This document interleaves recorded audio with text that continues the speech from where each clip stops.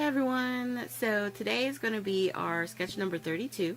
We're using this Sweet and Sassy card sketch, and I already have pre-cut a piece of craft paper. It is cut to 5 1/4 by 2 1/2. So on this sheet I've made sure to cut it a 1/4 inch shorter on both sides, so that way you get a nice mat. So that's going to be our long piece there. And I'm going to use 2 different pieces. I was thinking about using the back end of the piece that we just cut for one of our squares. And I just keep, glancing at the picture on the right so I can make sure I'm, doing the right, putting everything in the right place.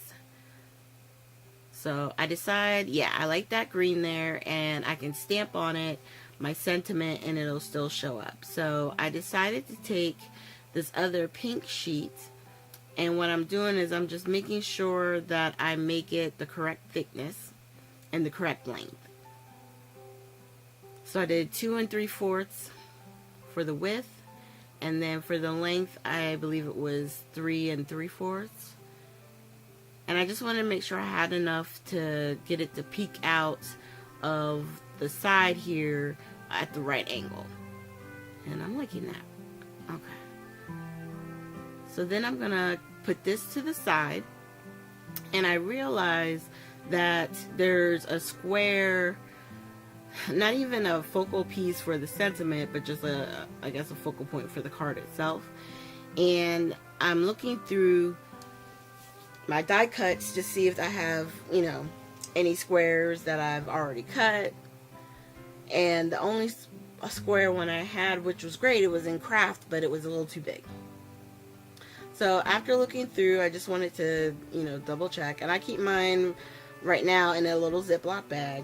Well, not little. It's in one of the gallon ones. I decided I gotta cut some more. So I pull up one and I'm like, okay, I like that size, so I'm just gonna go to the next one for my mat. So we're gonna go ahead and pull out the Cuttlebug and get everything set up.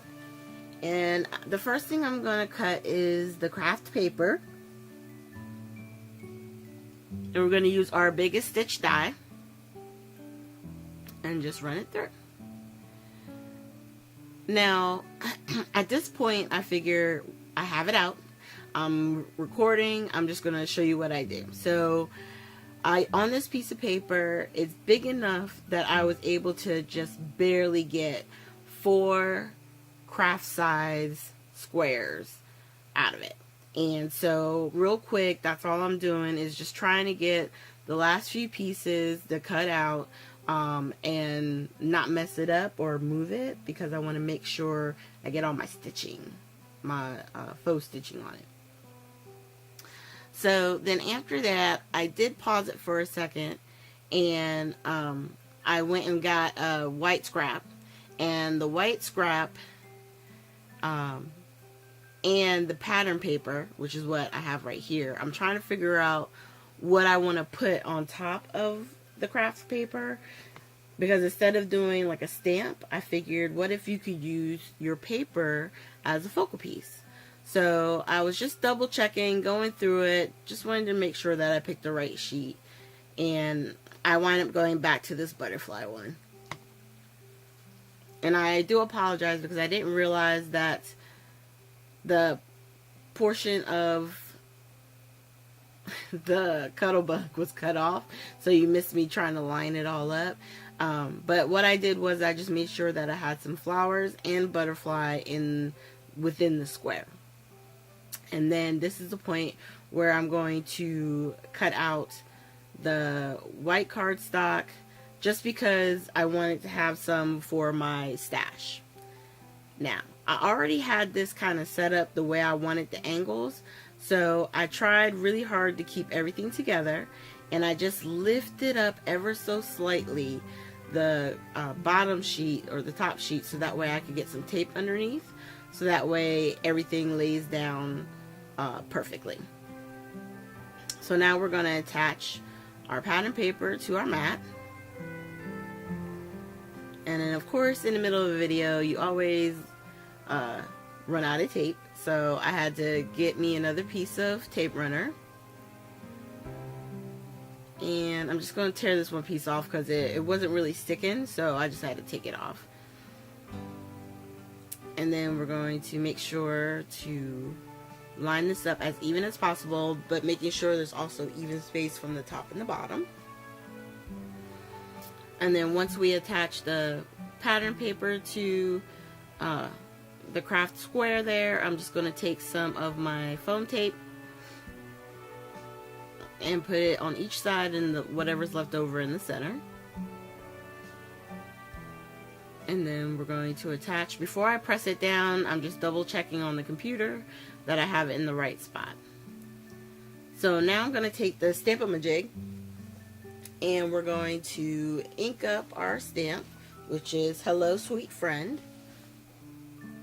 And then once I have it lined up, I can move this around and get it into the right area where I want to stamp my sentiment. And the way that the sketch was, they put sentiment on that bottom square that was peeking out. So it was perfect.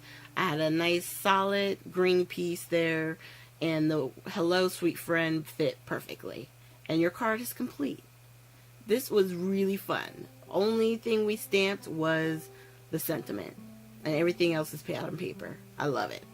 So on the inside, normally I don't always show the inside stuff, but sometimes with stuff like this, I like to take leftover pieces and I like to trim them down and then glue them in, whether it be along the side or across the bottom. I got that tip from Amy R. She does that a lot on her inside. She'll repeat the pattern or repeat something that she did on the front and put it on the inside. And since this is to a friend, I didn't want to put a sentiment because I'm thinking, you know, this would be a great, just a, you know, little note just to say hello type thing. So we could leave it blank. So once I get it cut down to 5.5 and I trimmed off the top of the pattern paper part, it really does finish off the inside nice, and we have a really beautiful card that would be great to send to a friend.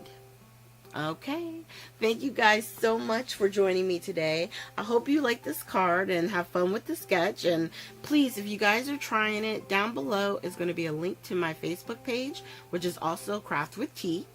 And I want you to share, you know, you can post what you guys did. What I'll do is I always post a link to this video on there. You can add your photos right to that post, okay? So thank you guys. Make sure you hit the subscribe button, and I will see you with the next video.